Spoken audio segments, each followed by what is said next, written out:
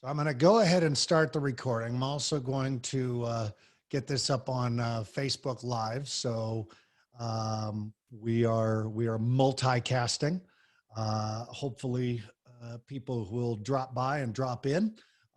So we'll see both things going on.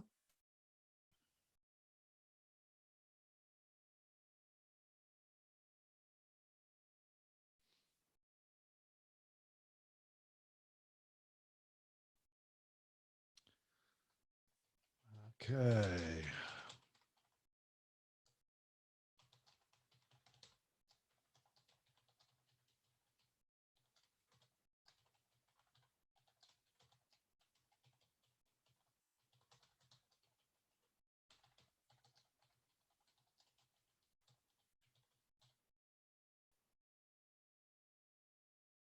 All right.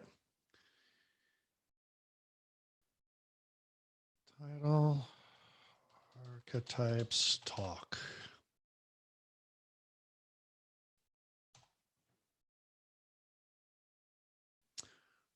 Okay, well, everybody who's here, thank you for being on. We are streaming live here on Zoom and recording it. We're streaming live on Facebook. And as I said, I'm also recording it on my Rodecaster, which is my podcast studio that I do all my podcasting on. So thank you for joining.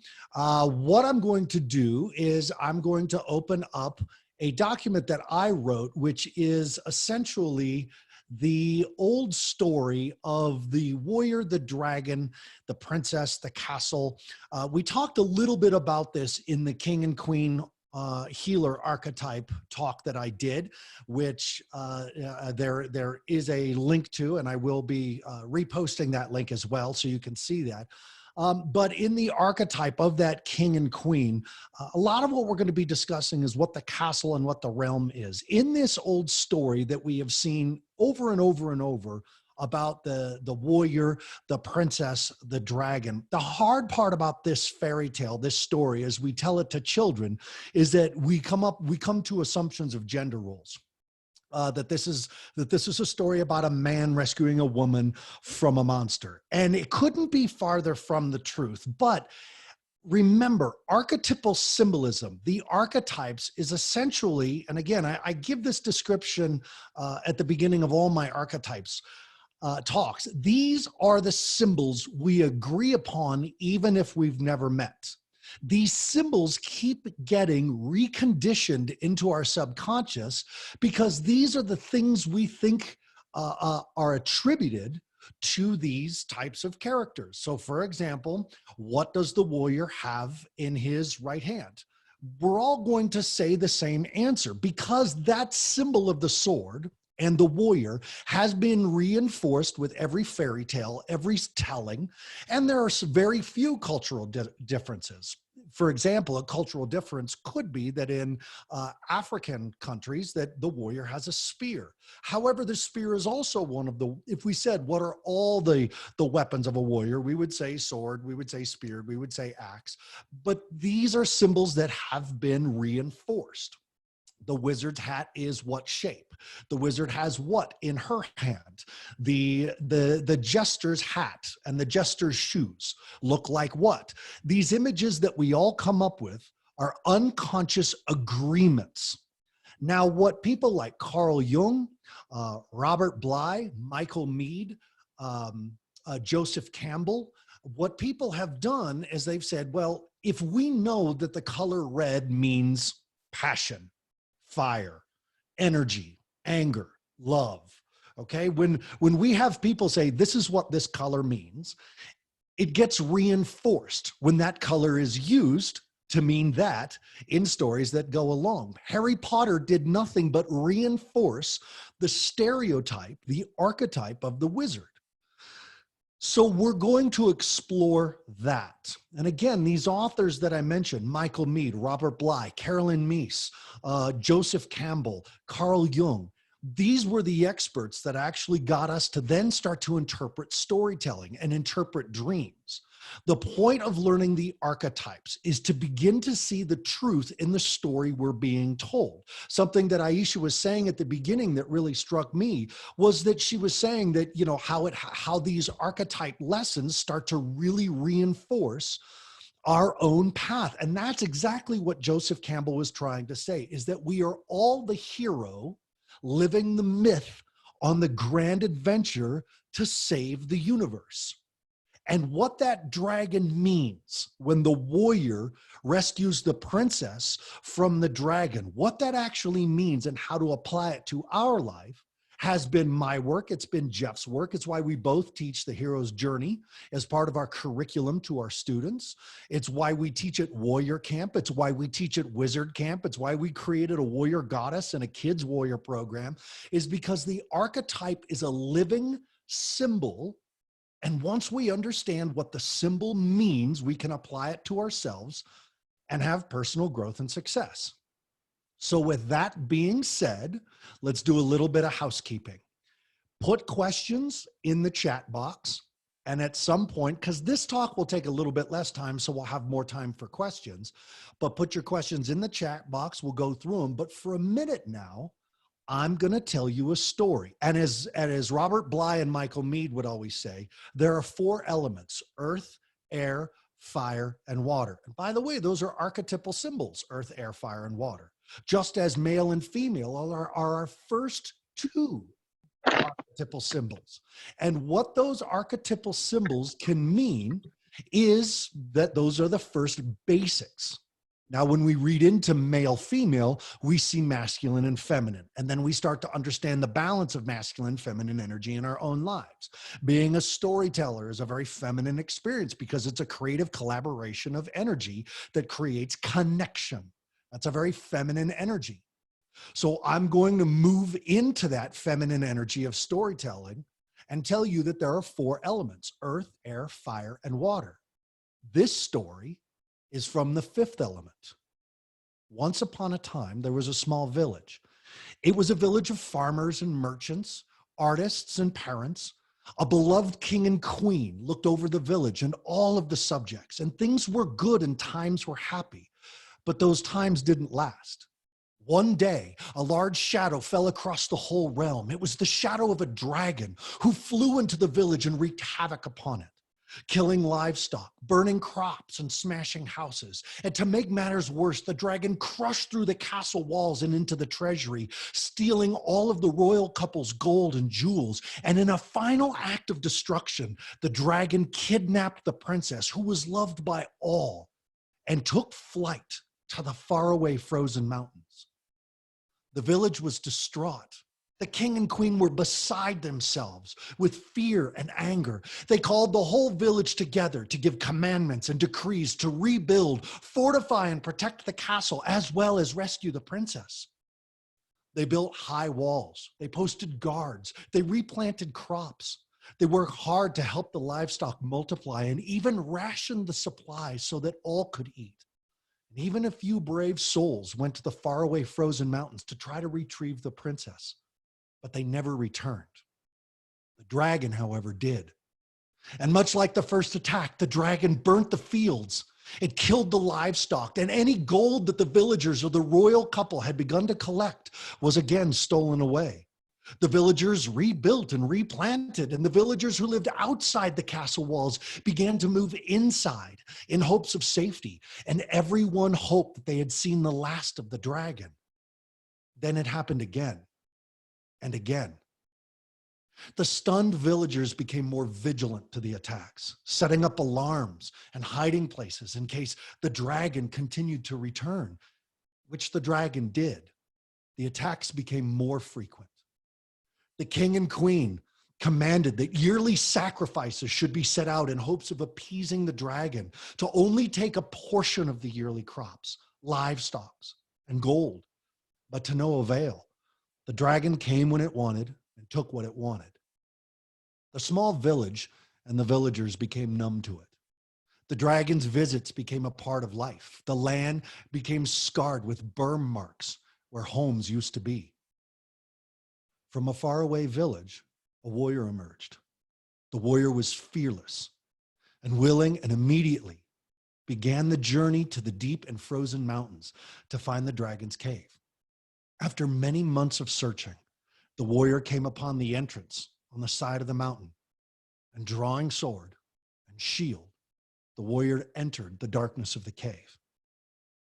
The battle was fierce.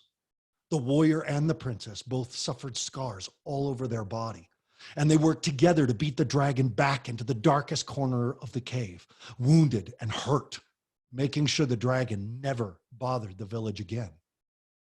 Of course, as all of these tales go, the warrior's sword and shield and the princess's courage saved the day. The gold and the princess were rescued and returned to the king and queen. The village rejoiced, and the warrior and the princess were married, securing the future of the realm as the new king and queen. The end. Now, legend says that many years later, the warrior and the princess returned to the frozen mountain to transform the dragon into an ally. But that's a story for a later time. Now go to sleep. No. So that's the story, right? That's the basics of the story of the warrior, the princess, and the dragon. We tell it to kids why? And that's the question that really struck me about this, because Shrek is another version of this. And look at how that dragon in Shrek was transformed. Sleeping Beauty is a version of this, but Sleeping Beauty is actually one of the 4 prime archetypes, and that's the jester archetype, right? The puer and the puella. Sleeping Beauty is the girl who would not wake up, while Peter Pan is the boy who will not grow up. Sleeping Beauty was only awakened through sexual initiation, the kiss from the prince. What's amazing about that is that Peter Pan was only awakened through sexual initiation too. The kiss, not with Wendy, not with Tinkerbell, but with Tiger Lily.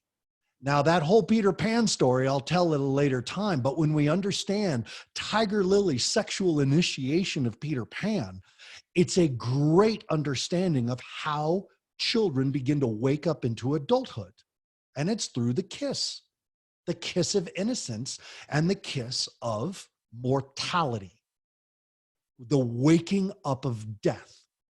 So now let's go back to this dragon story. Again, on the outside, and this is something that I get to learn in Freemasonry, which I love so much, is that there's 3 layers of symbolism. There's the symbol of being a hero, and there's a symbol of innocence, the innocent princess being stolen by a monster, and the king and queen, and what about the future? But those are surface symbols.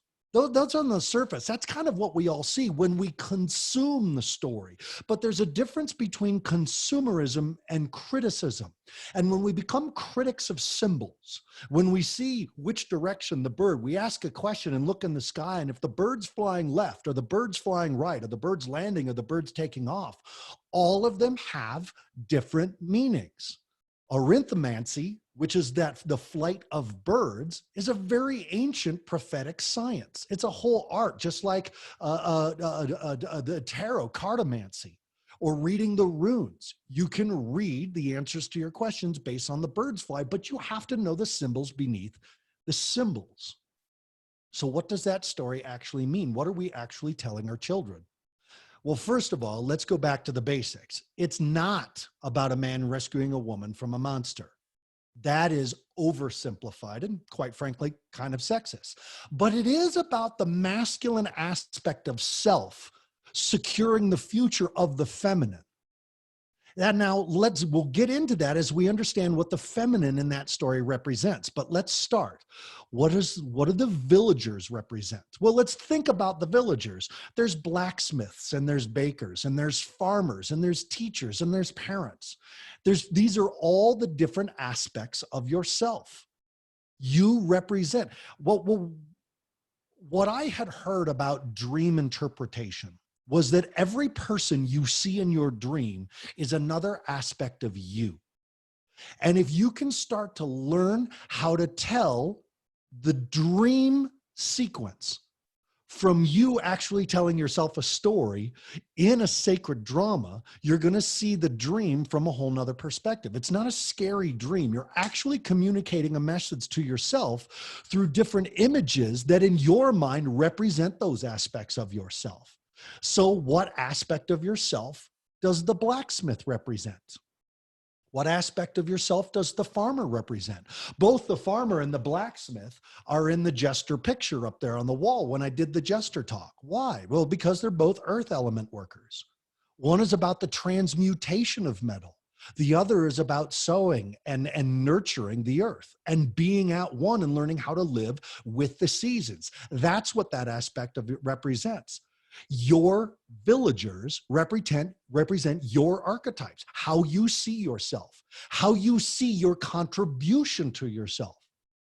So what does the dragon represent? Well, this is the most amazing thing. And Jose Stevens, Dr. Jose Stevens, a psychologist, in his book, Transforming Your Dragons, really said a lot about what dragons mean. And this was the first book I read when I got sober, and you absolutely must look at this book. It's called Transforming Your Dragons by Jose Stevens, Dr. Jose Stevens, Stevens. And it's about the 7 dragons. And this guy, when you take this quiz at the beginning of the book, will show you which dragon's yours. Self-deprecation, gluttony, and honestly, the dragons match the 7 deadly sins. But what this psychologist does is then say, based on which dragon you had, here's what your childhood was like. And it'll blow your mind. All right, this book is out of print, so it's very, very cheap on Amazon, like $1.80 a copy. And I buy them all the time. So if you can't find them, that's because I have them all, because I make my kids read them.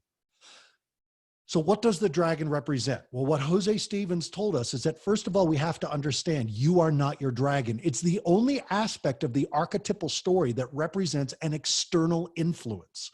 The dragon is an external influence. It could be your genetics. It could be a neurological disorder. It could be environmental disorder, but it represents a disorder. An addiction, a shadow side, self-deprecation, arrogance, self-destruction, control, gluttony, martyrdom, laziness, environmental, neurological, or genealogical factors that infect, affect, and effect our life. But it's not us. Another way to say this, very simply, is the dragon represents trauma. The thing that happened to us. Nobody in the village invoked the dragon. Nobody invited the dragon. It wasn't that the village was dressed a certain way that attracted the dragon and made the dragon lose control. The dragon is the shadow. It's also represented by Satan. It's also represented by demon. It's also represented by monster. It's the thing we fear and cannot control, and we pray that it doesn't affect life, but it does. Everybody has a version of a dragon. You have a dragon. Now, the question is, when do you confront it? Now, the king, the one who we assume is going to confront it, and that's where this takes a real weird turn. The king represents the masculine side, the prefrontal lobes, right? This is what we talked about in the king queen, is the king is part of the prefrontal lobes. The king is the legacy, protection, aggression, decision, black and white thinking, single focus mind, self-centered view, laws, morals, ethics, dogma, rules, ownership. This is the very delineated part of our mind, the cut and dry. This is the way things should be, and we will rule like this. Whereas the queen represents the feminine side, life, happiness, security, connection, motherhood, creative abundance, the womb, the goddess, gray areas, diffuse awareness mind. I'll explain that in a second. And the universal global consciousness. Now, the single focus mind of the masculine and the diffuse awareness of the feminine, let's take that back. And this is what Alice Armstrong, who, if you're really looking for a good husband-wife relationship, male-female teacher, Alison Armstrong's work is spectacular. She's all over YouTube with a ton of videos on this. But she explains the single focus versus diffuse awareness in this way. Diffuse awareness is also known as the meadow report, where the feminine would go out into the meadow and everything's growing at a different rate. And there's other women out there picking berries and finding seeds and harvesting grass. But see, things are growing at different rates, and all that has to be kept in mind. And the woman would never take so much that other children couldn't eat, even if they weren't her children. While the masculine brain, the single focus is on the hunt, following one animal for 3 days with one single focus. Take that one down and take it back to the cave and feed everybody. So while the feminine brain is looking at the meadow and then can come home and bring a meadow report, the masculine brain is thinking about one thing despite living in nature where a million billion things are going on. So now let's go back to the story and its symbolism. It's the livestock that the dragon kills. Well, this is how we nurture ourselves. This is what we eat. The dragon is taking it. It's burning the crops. It's killing the cows and the sheep. Well, that's food, health, a connection to earth, reaping what we sow, and a view of our landscape. This is what trauma takes from us. I think you're getting it now that the warrior, the dragon, and the princess story is our first story about trauma. It was the way we explained to each other, shit happens, and it happens to us, and it's awful, and it can wreck our lives. Look at what trauma does to someone, how they nurture themselves differently or stop nurturing themselves. Look at how the other symbols of the story start to fall into place. If the crops and the livestock, the things we eat, are our self-nurturing, somebody tell me in the chat box what the gold and jewels that the dragon steals represents.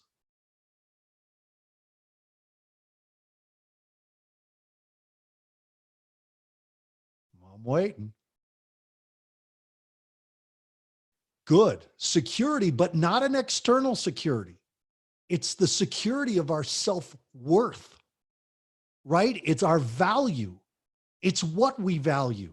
Self-love, values, self-worth. This is literally, if the kingdom is not this external thing, we are the kingdom. We are the villagers. We are the village. And when trauma comes in, when the dragon shows up and steals our self-worth, that's what trauma takes from children. That's what trauma takes from adults. I have worked with tens of thousands of adults over the years, coming to warrior camp and wizard camp, doing one-on-one coaching with me, just trying to regain that sense of value that some assault, some abandonment, some addiction, these 3 A's took from them years ago. And as a recovered addict, I am constantly in search of my self-worth, because of who I was in the midst of my trauma and addiction, of abandonment, assault, and addiction. So when we are talking about gold and jewels, the more wealthy our kingdom is, ourself, the more we value ourselves, the more other people value us. That's what trauma takes. So the houses, right? The baker's shop, the bakery, the blacksmiths, the bank, these are all our internal organs. These represent, if the village walls, the castle walls, the front gate of the village literally represents our body. And look, when we talk about reinforcing the castle walls, we're talking about our defense mechanisms. When we talk about posting guards to see if the dragon comes back and setting up alerts and alarms, that's called hypervigilance, and that's a natural reaction to trauma. That is a trauma response where the amygdala starts to get injured and says, everything is a danger.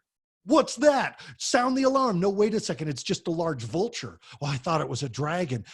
When you're constantly living in a state of high intense vigilance because of something that happened to you, well, that's you posting more guards on the castle walls to look out for danger. Right? So that's what the houses are. They're different parts of your body. And when you watch people who are traumatized, when you watch them walk, sometimes they'll walk like this, where they're literally protecting their organs, or they'll stand like this to protect their organs. And that's the body language of protection, which is a trauma response. So the princess represents innocence. It's not a woman. It's not a little girl. It's innocence. It's the vulnerable feminine aspect of life force energy. How many times in predicament I would whisper into some woman's ear during the back off drill, don't you just want to dance like a free little girl again? Send the demon away. And they would lose their minds because they do. They are trying to regain the freedom of innocence, not having a care in the world. Imagine in this story, before the dragon came, the princess could just run out into the streets and say hi and play with the other children, and the say hi to the blacksmith and grab a cookie from the bakers, and everybody rolls their eyes because she's a king's and queen's daughter. But still, she was free to be herself until she was assaulted, abandoned, abused, succumbed to addictions. The dragon represents the thing that steals the innocence. She's loved, she's cared for, she's adored until life shows her otherwise. And this is all of us. This is not little girls. This was me. This was you. We were adored until life shows us otherwise. And trauma can take place in the womb. You might have learned very, very early that life doesn't give a shit about you. It might have been when you were very small. It might have been when your dad left or your mom took off or one of them smacked you around. That's trauma. And until you realize that life isn't focused on you, you don't feel cared for. You don't feel love, and you're not protected. So if that's what the princess means, the warrior represents our values, what we will not stand for. But see, these are value systems based on being wronged, on being violated. The value systems of a warrior, in the picture of the warrior behind me, on his left arm, there's a big cut. That cut will guide his life. Who cut him? How did he get cut? How did he let his guard down and get cut? Who snuck through his defensive and hurt him? Was this a fellow warrior, friend, buddy? Was this a parent? Was it the dragon?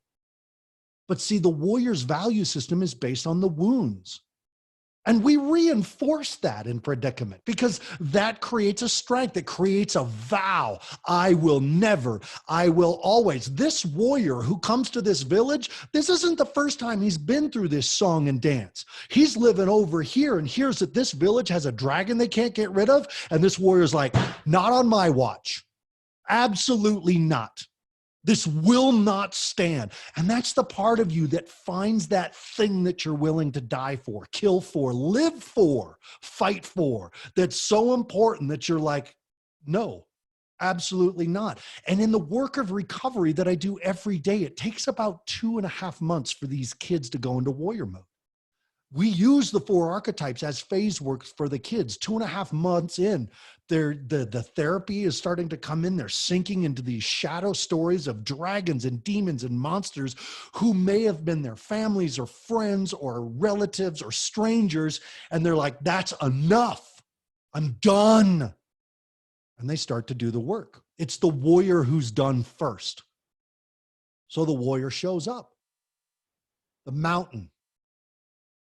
That mountain is another aspect of you. Where does the dragon hide? In the cave, right? That is the cave of the innermost self. That's what Joseph Campbell would call it. That's the cave of the innermost self. And only the warrior has the courage to enter the darkness. That gold you seek, the dragon has it. That self-worth, that nurturing that you used to give yourself before you got hurt and jaded, the dragon took it. Go take it back. And that's what the warrior represents. The person who's willing to go into the darkness of the self to find out where this parasite is hiding. The mountain is strength and stability of self, right? Nothing can move the mountain. It is literally the symbol of groundedness. The warrior enters that part of self. It says, okay, this is all me, even this gap. Even this hole in my heart where the dragon took up residence. It's mine. and I'm going to kick the dragon out.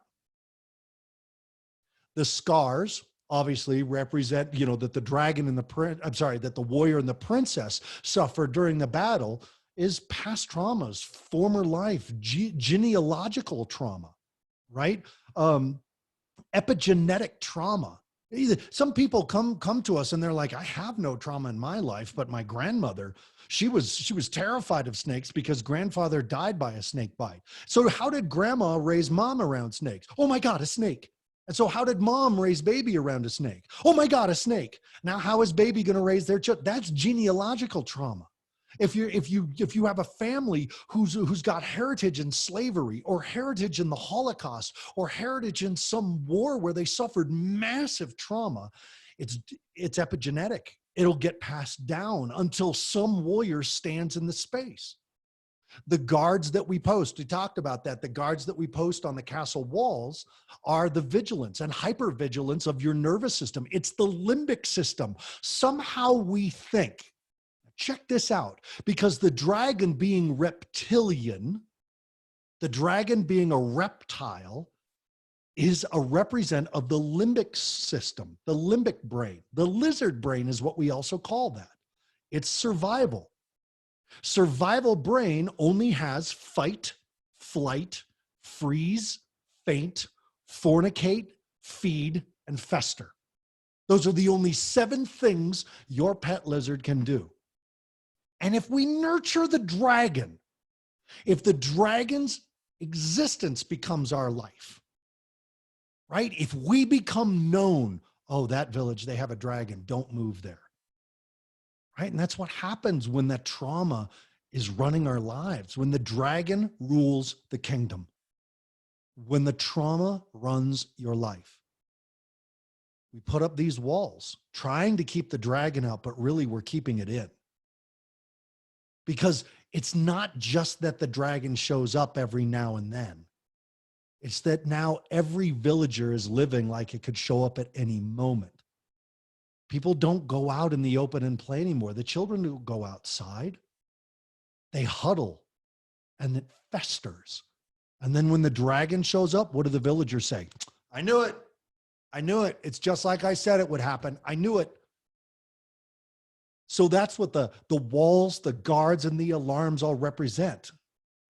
Defense mechanisms, hypervigilance, the limbic system overworking itself, trying to keep painful experiences out when truthfully they are, even though it's an external force, it's internally planted now. Everybody's living like that's the village with the dragon. And look, if you have a child who has suffered trauma, or you have a child who's dealing with addiction, this is what happens. And this is what I talk with parents about, right? Because what does mom and dad do? They reach out to a family member. Yeah, my kid's really struggling with addiction. And what does that family member do? They talk to their spouse. That spouse talks to their parent. The parents talk to the cousins. The cousins all talk to each other, the aunts and the uncles. And then y'all get together for family reunion or Thanksgiving. And everybody's treating that child like they're the identified patient of the extended family. And psychically, that is really hard on the subconscious. Because if you treat a child like a prisoner, how are they going to act? If you treat a child like a mental patient, how are they going to act? The dignity in recovery is important because it's a sacred drama of the warrior going to rescue the innocents, the values that have been established in being raised. Need to rescue the innocents. Now, what about the sacrifices? Think about that for a second. When the king and queen say, let's put out some of the crop and some of the gold in hopes that the dragon will just come take that. This is about compromising your boundaries and values in the face of an assault, of abandonment, of addiction. This is where yourself, this is where yourself starts to compromise when you say that will never happen to me again. And you find yourself acquiescing to being treated like you still are the village with the dragon, like you still are wounded. That's what the sacrifice means, is that you actually sacrifice a part of yourself when you've been traumatized. And the trauma doesn't care. The trauma doesn't care if you set out a sacrifice. The trauma is going to take what it wants. The dragon takes the sacrifice and takes more. And that's hard because you think offering of a little bit so it doesn't take all is actually going to work. Now, of course, you can go through every component. And when you retell this story to your children and grandchildren, watch how you start to change how you tell the story based on what you begin to understand about the symbolisms. Now it takes on new depth and meaning. The images become symbols directly applied to our own experience. I told you my warrior, dragon, and princess story. That was mine. What's yours? But then take it even farther. What color is your dragon? Does it breathe fire or acid? Is it a lightning dragon or is it a water dragon? Is it an Asian dragon? Does it have 3 claws or 4 claws? Or is it more of like the Western dragon? Or does it look like something out of Pete's Dragon, which is like this comic caricature of a roly-poly, but still look at what this dragon represents. Every color. And so for example, I talk about the claws, and here's the root behind that. If your dragon, I have a dragon tattooed on my arm and it has 3 claws per foot, which is Chinese in nature, where 4 claws and 5 claws is Japanese. But how many claws they have tells you what kind of dragon it is, right? What color is it? Mine's green. What was I green with? What does that green mean for me? For me, it symbolized growth, because this is what stagnated with my addiction. This is my addiction dragon. And I have 3 kanjis that say Sabaku wa kan. Sabaku is movement, wa is harmony, and kan is perception. And those are the 3 things my addiction took from me. Movement, because I was lazy. I didn't do anything. Harmony, I was so unharmonious. And perception, my perception of life, the world, was askew because I was dealing with this dragon. Now let's talk about dealing with the dragon, because here's something in myth. Dragons don't die. And you have to find a vulnerable spot in dragons. That's what we hear in The Hobbit, when there was in the Hobbit, when there was one scale of the dragon, and he had to use a special arrow to kill Smaug in The Hobbit. And he had to have perfect arrow. And I don't know if you were, the captain of Lake Town, he had one magic arrow. Black arrow, you have never failed me, and I've always recovered you. It's that one thing you know you can do to confront the dragon. I'm talking to a man right now who's dealing with his marijuana addiction. And at the end, the magic arrow is don't smoke. Whatever's going on, don't smoke. Just don't smoke. If your life is here and you wish it was over there, put the fucking bong down and don't smoke. That's the magic arrow. But the dragon's much more impenetrable than that. The dragon is much more complex than that. When I say the dragon doesn't die, it means that 22 years later, I still think about getting high as an alternative to dealing with my problems. Why? Well, it worked for 14 of them. 22 years ago, that's how I dealt with my problems. I got high. And why did I get high? I was abused. I was abandoned. I was born an addict. So I had the A's. So what is this killing the dragon, battling the dragon? Really, it's about transforming the dragon. It's about a transmutation of the limbic system. And that begins, why do addicts work really well with other addicts? How come traumatized people become therapists? It's because of limbic resonance. That lizard brain, the dragon brain, responds to people who understand what you're going through. If you're a food addict, the best person to help you through food addiction is another food addict in recovery. Why? Because they get it. So it's not about killing the dragon. In legend, dragons don't die. We can end their reign of terror and make them allies. And that's what I said at the ending of the story, is that the princess and the warrior travel back to that mountain one day, and they turn that dragon into an ally. My addictions, my wounds, the scarring and sacrifices that I had and made created everything I am today. The feeling of aloneness by not having a biological father is my connection to the world via Zoom or a seminar. Our wounds become our gifts. The tears become the trail. The wound becomes the way. The pain becomes the path. That, you want to know where the dragon's cave is? Follow your pain, follow your tears, follow your wounds. Why do we do that? Because that's where the treasure is.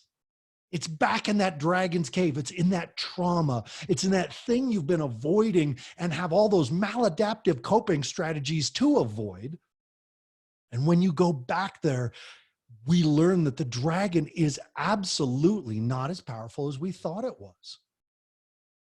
But it takes time and it's painful, and you're going to get hurt confronting this dragon. Nobody emerges from recovery, from mental health, from external traumas, or from addiction without scars. Nobody does. But you transform it. Me being an addict is why I help addicts. It's why I opened a center for children. Me feeling disempowered in my life is why I work at empowerment seminars. Your wound becomes the way. So this is the meaning behind the story. And again, the reason why we confront the symbols of everything, not just a fairy tale, but watch what happens when you reread Rumpelstiltskin. Watch what happens when you, I wish Jeff was still on. I know he had to leave, but he and I for hours went through The Princess and the Pea and what that actually meant. And then The Princess and the Frog and what that actually meant. And we love dissecting these fairy tales to find what they're actually trying to say to us. Yes, there's a moral. The moral of the story is don't blah-bitty blah, blah, blah. It's deeper than that. It's so much deeper than that. So are your dreams. So are the stories that you write. So are the stories you tell yourself. What if every symbol ends up just becoming an expression of subconscious need? And what if through understanding the symbols of our story, we begin to express our need consciously? Predicament is set up as a sacred drama. We leave nothing to accident. We've been doing it too long to just kind of wing it anymore. But when we do that event, we reconstruct a format in the room for safety, but then to pass on the lesson, and we pass on the lesson through sacred drama. What if the color of the clothes you're wearing in your dream matters? What if you dream in black and white? What does that say? What if you can lucid dream and change the color? How do you lucid dream? Well, check out Carlos Castaneda's The Art of Dreaming. That's how you lucid dream. Read that book. Fascinating, fascinating. The point of the story is to transform your dragons into something that works for you, that you call upon when you need it. The point of the story is to recognize that everything in our life is a symbol that's threefold deep. It's not just the story we see on the outside. It's the stories that we're being told underneath. So this is why you dream journal.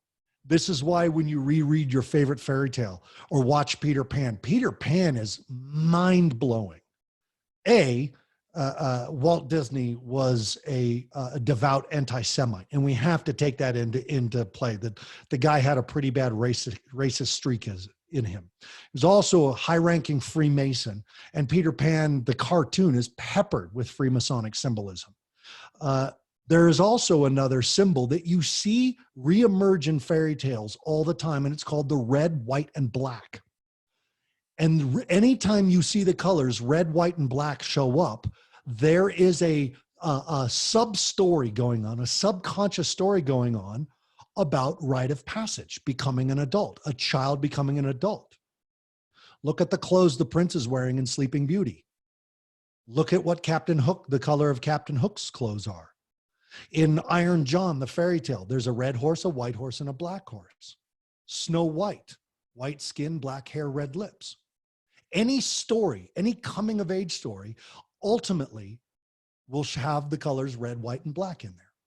So with that, I'll end my incessant yammering and begin to open it up to any questions, comments, concerns, clarifications, or criticisms in the chat box. And if you have the ability to, like if you have the ability to, and you're not on your phone, you're welcome to raise your hand and I'll just unmute you. But otherwise, questions, comments, concerns in the chat box. What do you guys think?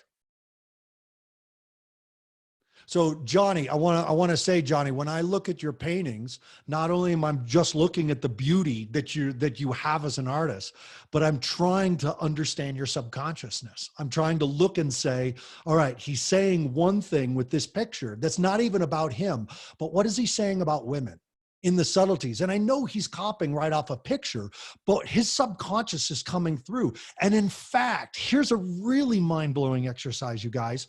Okay, Christopher, I'll talk about the killing yourself in a dream. It's a death in a dream is fascinating. But the first psychological exercise I ever did with a little kid when I was doing a one of those where you career days back in middle school. I did a career day with a former counselor of mine, and she had a kid draw a picture of a house. She said, just draw a picture of a house. And he did, and she interpreted it for me. And that was the very first memory I had of becoming addicted to what symbols mean. That the kid had bars in the window, that there was a car driving away from the house and dad was in it, and the child was upstairs in the attic in a tiny round window crying. And she said, what do you think the round window in the attic means? And she told me that the round window in the attic is actually the third eye.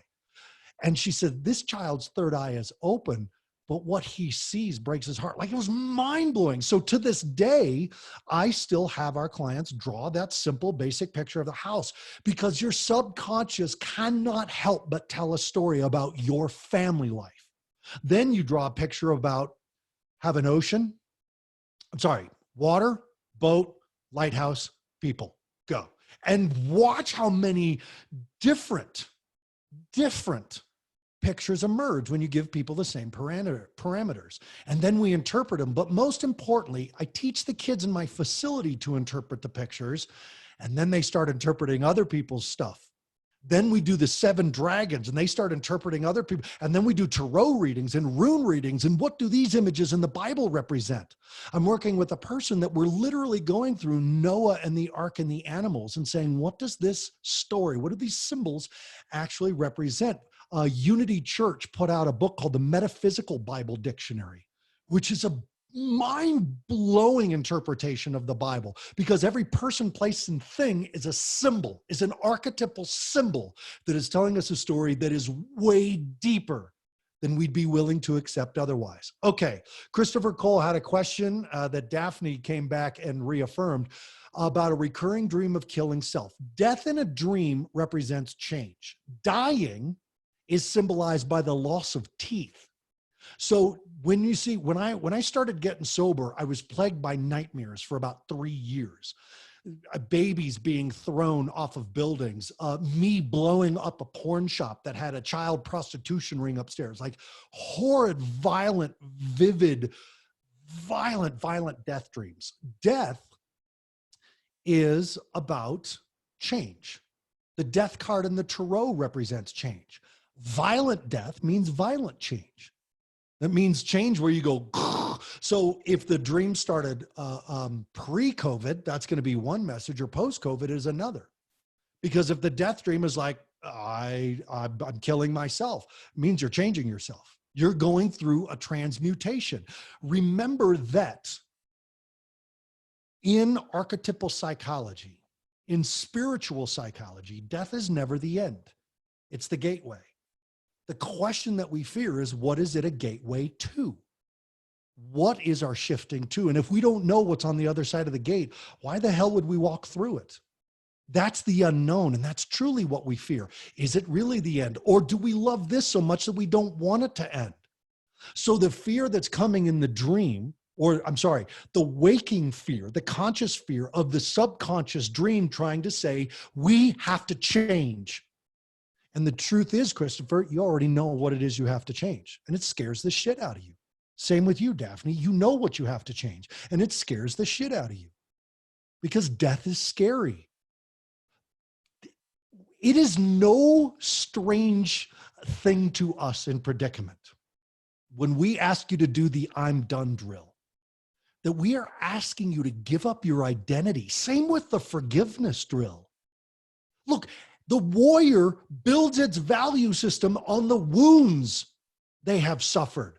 And then we're telling you to give up hating that person who hurt you so bad. That's all I was the pain of not having a father, was the pain of being molested, was the pain of feeling abandoned and abused by schoolmates. That's all I was. My entire life and career was based on the fact that I was hurt as a child. And then you want me to forgive and give that up? Well, then who am I? So that's what we face when we're dealing with death. That's what we're looking at when we're dealing with a death, change. And if you're creating the change to yourself, for me, I had to change all life. More than one dragon. Absolutely you can, because childhoods can vary. You can have multiple childhoods, right? You can go into an experience with one family and then that transitions into another.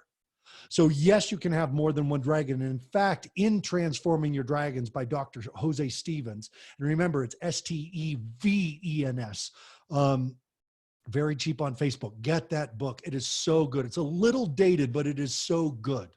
All right.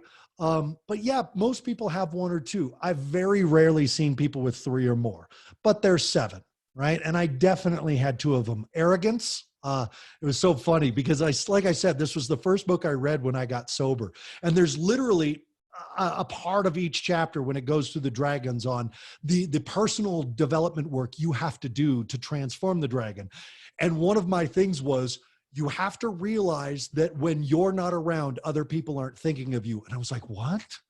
That's not true. People are always thinking of me. Like that was my arrogance dragon, but it was truly huge mind frick to realize that when this camera goes off, that you guys are on to other things, that you think about me as much as I think about you. I was like, what? Aren't they planning my parade? But that's the arrogance dragon.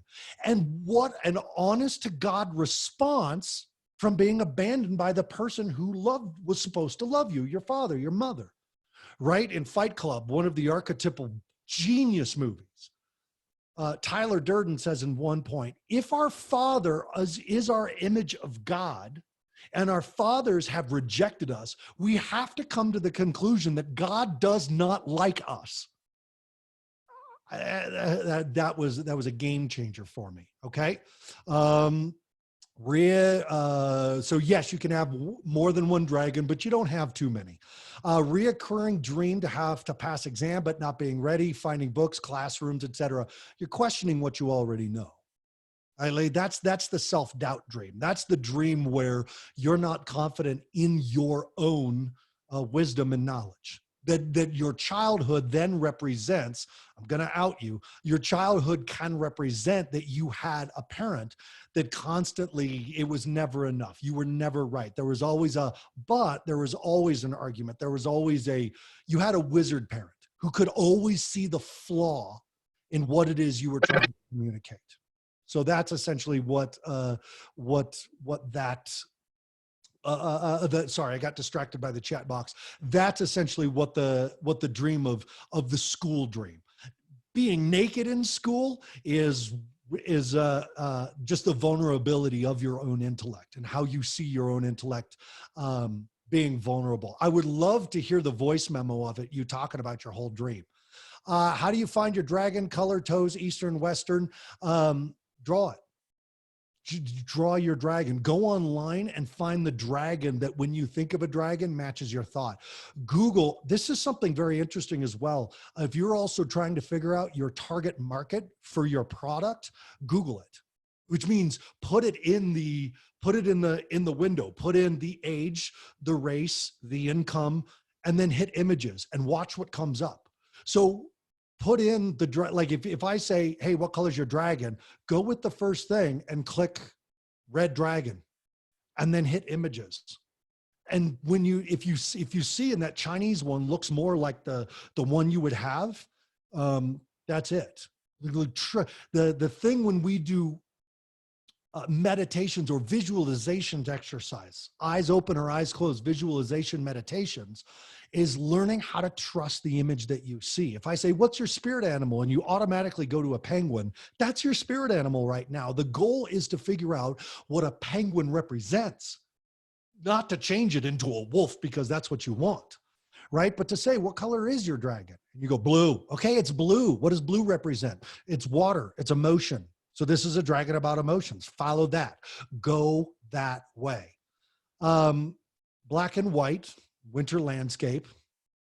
Black was acid and white tended to be ice. So that has to do with stagnation and burning desire that is actually like finding an unhealthy burning desire, like I want to say unhealthy in the right way. I want to say that the acidic nature of desire, that it wears through all things, right? That nothing can contain the desire, and that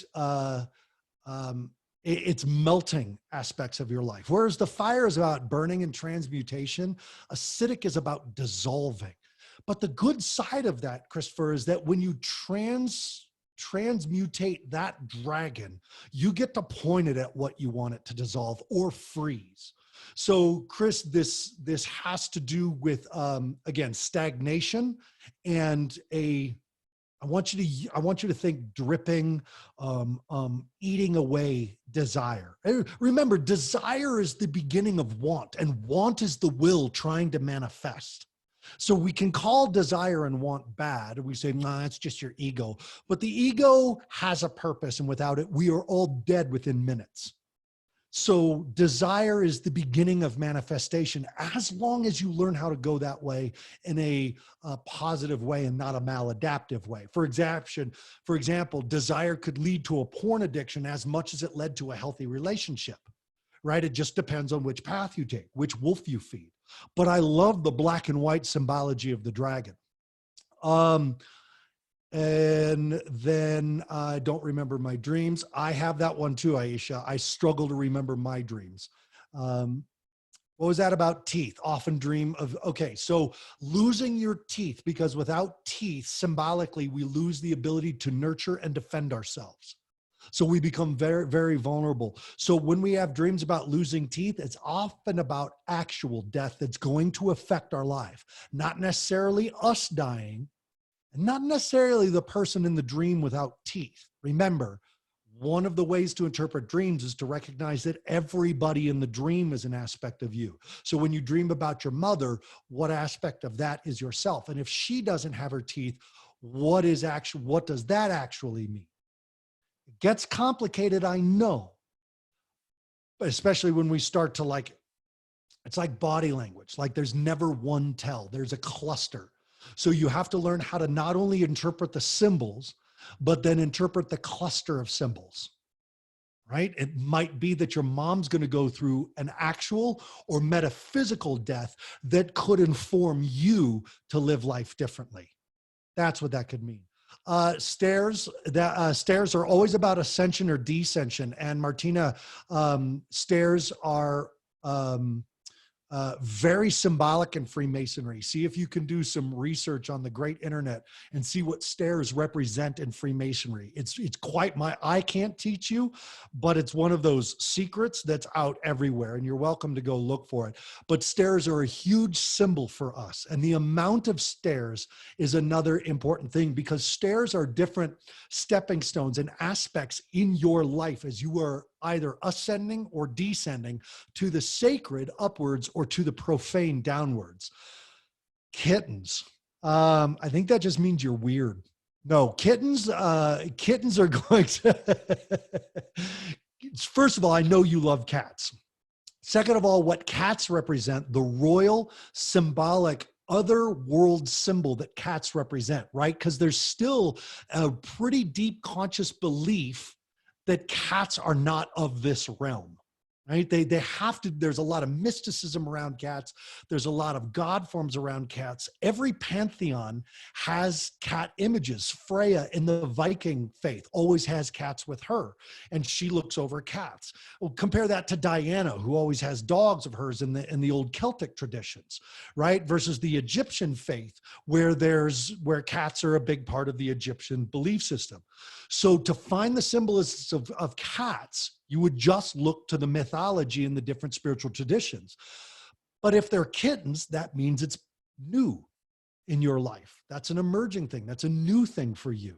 And it's looking to grow. So what is the young aspect versus an old aspect of a cat? You haven't used the 9 lives yet, whereas an old cat would represent using the 9 lives. A turquoise stone pyramid, half submerged in the ocean, walked along the shore, had some interesting interactions. By shell, I mean the corner edges. Do you mean the corner stones, like the corner stones of the pyramid? Down here? Like on the edges? Is that what you mean? Going up, the corner edge. That was all seashells. Okay, so water always represents emotion, and shells represent that which can solidly exist within emotion. So being an artist, that makes a lot of sense to me about you, is because you exist in an emotional realm. You are the quintessential bard archetype. When you're painting from feel, when you're painting from skill, you're using your wizard side, right? Think John Bonham versus Neil Peart, right? When you're in Neil Peart mode, you're in the professor mode. And yeah, by the numbers, very clear. But when you're in John Bonham mode, you're drunk and you're just feeling it out and everybody's dancing with you. So the seashells represent solidity in an emotional environment. It's the living, all of the ocean, anything to do with ocean, especially a submerged pyramid. Emotions always represent the vastness of emotional worlds, of the emotional existence. You can see the top 10 feet, but underneath it's teeming with life, like emotions, like life force energy. We show people the top percent, which is what I love about this now that it's starting to reveal. If you've got a pyramid that's being revealed by the water, my question would be, is the water going down? Is the water going up, or is it stationary? Right?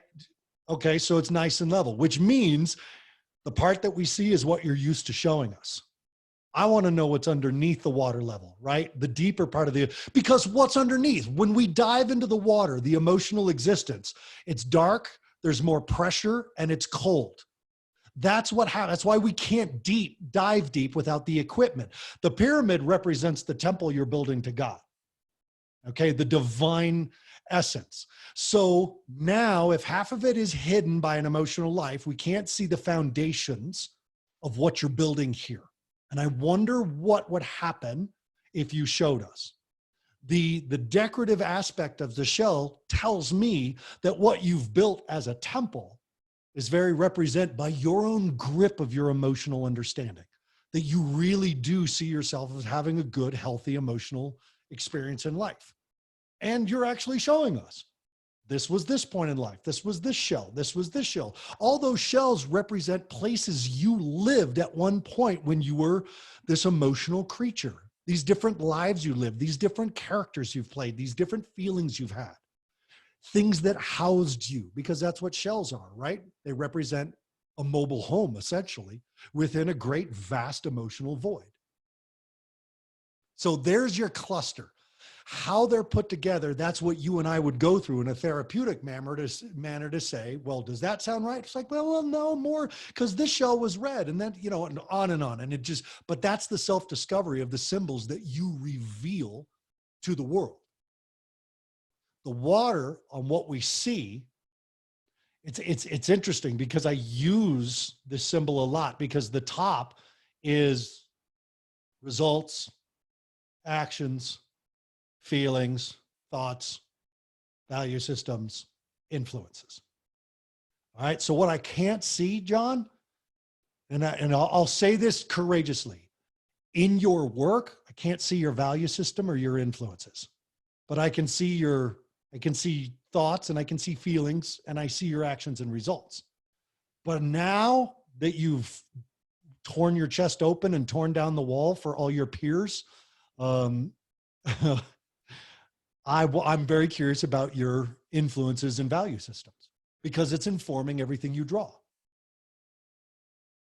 Daphne, you had a dream in the same house or location at different times in your life. So that's revisiting, Daphne, revisiting an aspect of your life, right? So then the question for a psychologist or a therapist would be, what does that home symbolize to you? Let's draw a picture of the home. And that's where I would have you draw a basic picture of a home. And as long as you kept in mind that you were drawing the home that you keep revisiting in your dreams, and the pictures that you draw would start to reveal how you see that home. And then we could deduce why you keep revisiting it. When we revisit places in our dreams, we continually offer ourselves an opportunity to reconcile something. It's the same with relationships, right? Every relationship we have is an opportunity to reconcile the painful one from the past. Your relationship with your husband, your boyfriend, your wife, your girlfriend. These are to reconcile the relationships with your parents. We're going to continually confront something that we need to reconcile something with until we've reconciled it. So you dream about a house and another about a location. So then the location and the house that you keep coming back to means that it represents something you need to reconcile. Now, Daphne, you said it looks different each time, but it's the same location. It means you're looking at it from a different perspective because you could only see the place the same way if you stood in the same place. And we never do. Because 3 days older is 3 days wiser, and you have the dream again, and now you are looking at the same place 3 days wiser. It's not the same place. It's actually a different perspective of the same place. So there's a deep lesson for you in the revisitation, and it would come through, like this is where art therapy comes in, right? This is where, like I said before, let's draw a picture of the house and let's interpret each individual's a picture, and then debate the cluster experience until, motivational interviewing wise, you go, oh, that's my mom, or oh, that's my, right? And so you're revisiting it because there's something there for you. Okay, I want to make sure I got everything and I didn't skip anyone. Martina and her weird cat lady stuff, got that.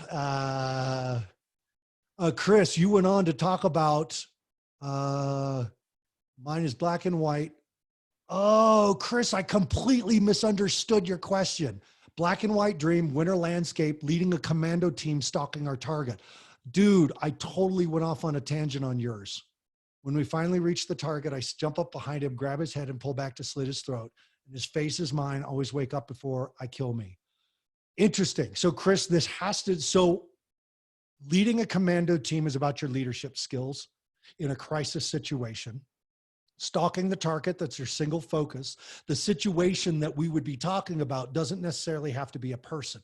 But what I'm seeing in your description of grab his head, pull it back to slit his throat, and his face is mine and I always wake up before I kill me, is this has to do with something you're saying. This has to do with you trying to silence yourself. And you're not quite able to do it. But what I'm not getting from this is that silencing yourself, I can't tell whether silencing yourself is something you should do or shouldn't do. But it does tell me it's something you keep doing. Right? So I would work one-on-one with you to say, what is it you need to say that you keep saying and no one's listening, or what is it you need to say, but you don't say? That would be my question. Chris, I'm sorry. I totally took the first sentence of your dream and attached it to dragons. So yeah, that's totally different. And Martina, I had 18 cats at one point, and I have a cat tattooed on me. I am a cat man, and a dog man. So I'm not dissing your cats. I'm dissing you being a cat lady. There's a difference. Get it straight. All right. Anything else? Hey, Christopher, real quick, does my thing have any does my thing, my actual looking at your actual dream that you wrote me, does that land for you at all? Is that a path to look down, or you feel like, Yeah. oh, No, it definitely does. And it's interesting because I think both of your points are valid, that I'm either saying things and no one's listening, or saying it and stopping myself before I actually get it out. okay, okay. Depending on the situation. Some situations it's one, some it's the other. I'm never consistent across the board about it. The part of me that says that this is about saying things to others, or that others are involved in keeping you from saying something, is that you're in charge of a commando team, which now tells me that you might actually be encouraging or indulging. Oh, this is interesting. So now are you open to having your soul bared to the world? Sure. Okay. Sure. This, I would begin to interpret this and discuss with you that um, this actually might represent family members who, quote unquote, kept you silent in their way, shape, and form through actually telling you to shut up, or through overriding your thoughts, beliefs, and conversations. And you were young enough when this has happened that you actually were trained to do it to yourself, and now you do it with them to yourself. Mm, wow. Okay. Does that land, or are we off target here? No, it's there's definitely something there. Um, I have extremely vague memories of pre like kindergarten, Yeah. but um, but I do know that my relatives, especially on the female side, um, were always telling me to get it right, or be right before you say anything. Don't say something and be wrong. So do you go into analysis to paralysis before you speak? Oh, totally. All Yeah. right. Well, if you're going to lead a commando team, now look at the symbology of the commando team, Yeah. right? They don't go willy-nilly. These are not warriors anymore. These are combat engineers. A commando Right. team is not a group of barbarians or berserkers. Yeah. These are people who are um, placed into a situation that they have trained for, that everybody knows their role and their part, and they execute the target expertly. And if Yeah. you're now leading the charge, it just means you take ownership of the science of keeping your trap shut until you have it perfectly, but that leads you into a place of keeping your trap shut. Right. Now, the the part that you've got to change, Yeah. and this is nutso, is that you have to follow through and kill yourself in the dream. Because if you keep waking up before Yeah. you actually create the change, nothing's changing. Now, you do this consciously. You don't do this in a dream state. You would do this in a conscious state where now, if we were working together, the homework would be, okay, after COVID's over, get ready to do this, because when you go to coffee, you're going to start an impromptu empowerment seminar that lasts 10 minutes in a coffee shop. Ready, Okay. go. And you're not allowed to plan it. You just have to get up in the middle of everybody drinking coffee and do 10 minutes of an empowerment talk. And don't censor yourself, right? So it's a conscious therapeutic process. Now, therapeutically, that may be too much of a left hook to actually be able to do anything. So then Right. we track back and we'd have 15 steps up to that. But that would be the conscious process of learning how to speak your truth, speak your mind, speak in the moment, stop analyzing everything to death to where you don't say anything because nothing's going to be right anyway. And those words that your family members used, that you still use for yourself, put that rubber band around your hand and snap it every time you say it to yourself, and reprogram your brain to just start talking when you have something to say. But that's the conscious path to change the dream. Right. Changing something in a dream means you have to go into a lucid dream state, which is incredibly powerful. And I strongly recommend it, but it takes as much time as therapy. So do it either way. Okay. Thanks. Yeah, of course. Hey, thanks for being so open with it. Of course. It's the Any warrior way, other right?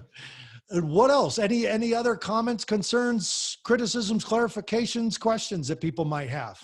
I got time if you do.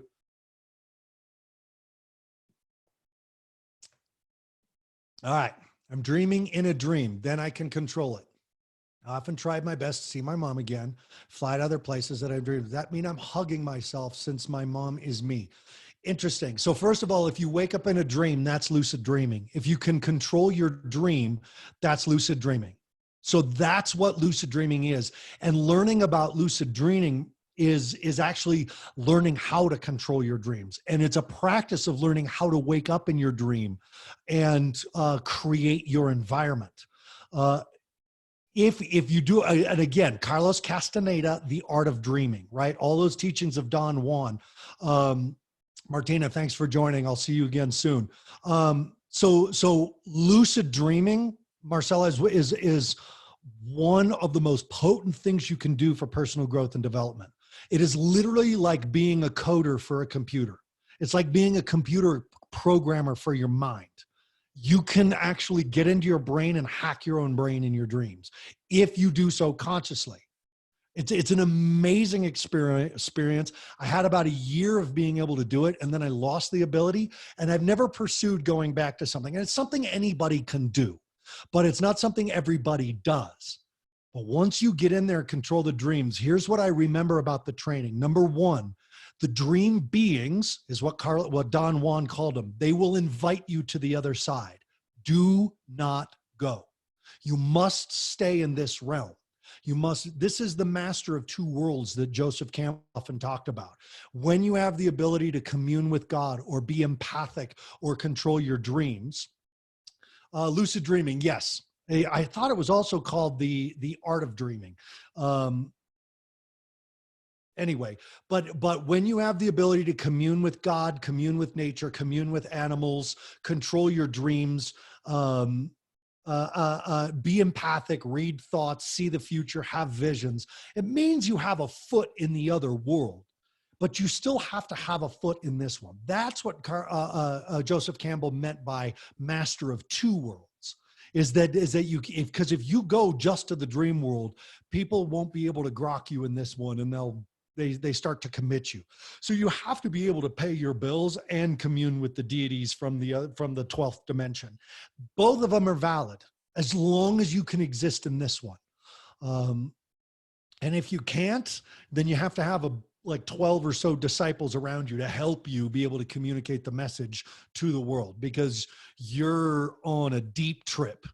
Okay. And I work with kids in deep psychosis who are on the deep trip, and not being a psychologist or a counselor or a psychiatrist, my job is literally to keep them in this world by saying, do you know when you say that out loud, it drives that other people don't understand it and they think you're crazy. So let's try to say that in another way that works in this world too. And it's just acknowledging that they're there, but they also need to be here.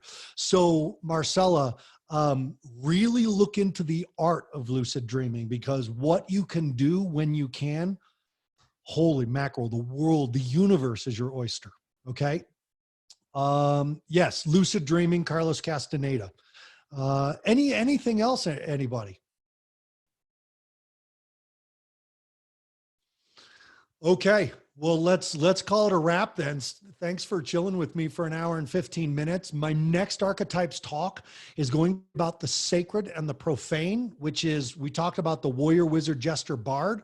We're going to be talking about the knight, the druid, the shaman, and the sorcerer. And also that's the sacred of the four prime archetypes. But then we're going to also talk about the barbarian, the vampire, the necromancer, and the puer puella.